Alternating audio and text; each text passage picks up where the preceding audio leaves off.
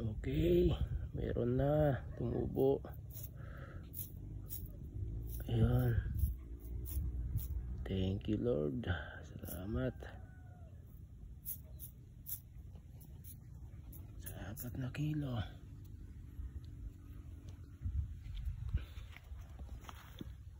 Oh, ayan. Naglalabasan na.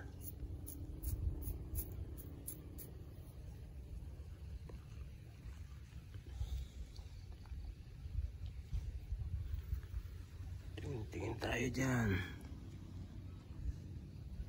Ayan po. Thank you. At ako'y uuwi na.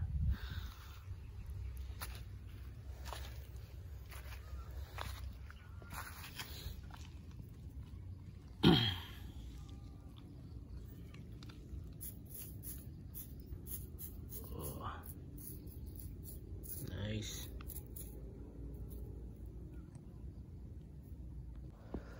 Okay, good morning po sa inyong lahat. At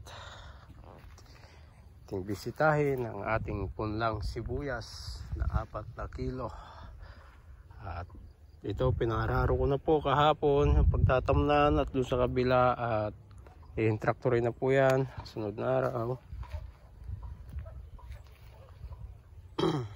Tingnan naman po natin ang ating punlang sibuyas.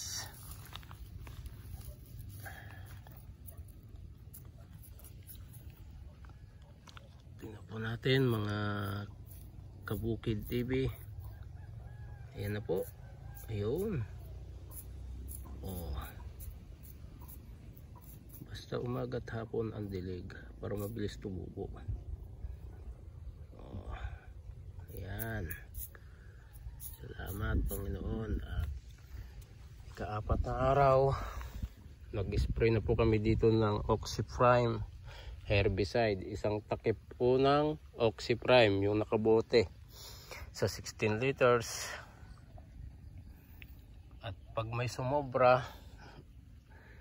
itapon na lang or spray po sa mga gilid-gilid. Huwag na pong iulit pa na spray. At dapat pag mag-spray po ng pang herbicide gaya nga po ng Oxyprime, dapat yung magandang panahon, tansyahin muna.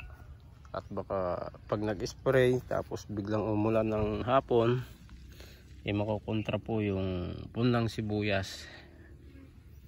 Kaya mag-obserba muna sa panahon. Yan, 2 araw ang palipas bago dilig. Ika-2 araw ngayon, bukas, at didiligan na po namin. Yan na po.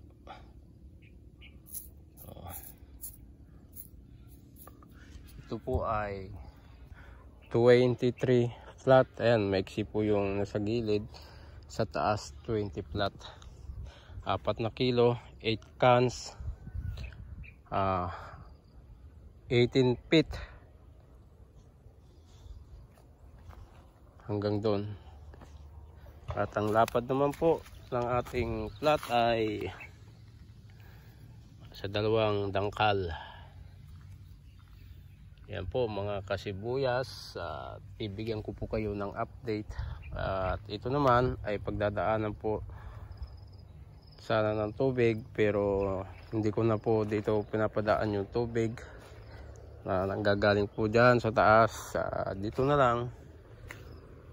Ayan, gumawa po ako ng daanan ng tubig at saka dun sa kabila, nang sa ganun po ay hindi po mababada ng tubig itong hinararo kahapon.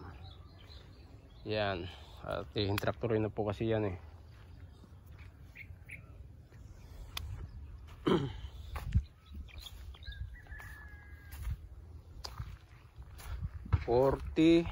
to 45 days po transplant mga kasibuyas.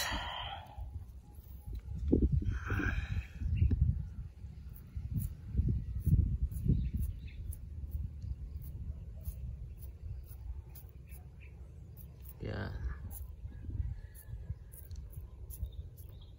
Ayan po. po.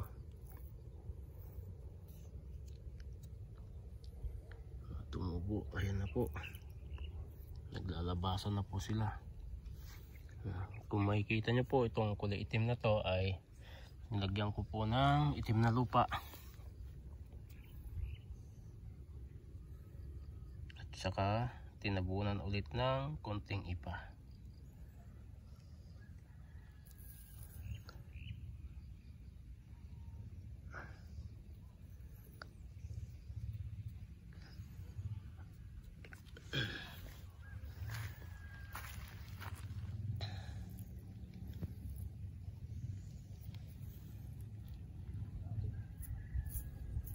Tingnan natin.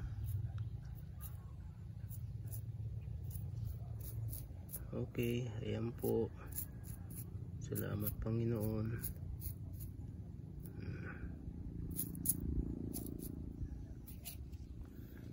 Ayan po sila.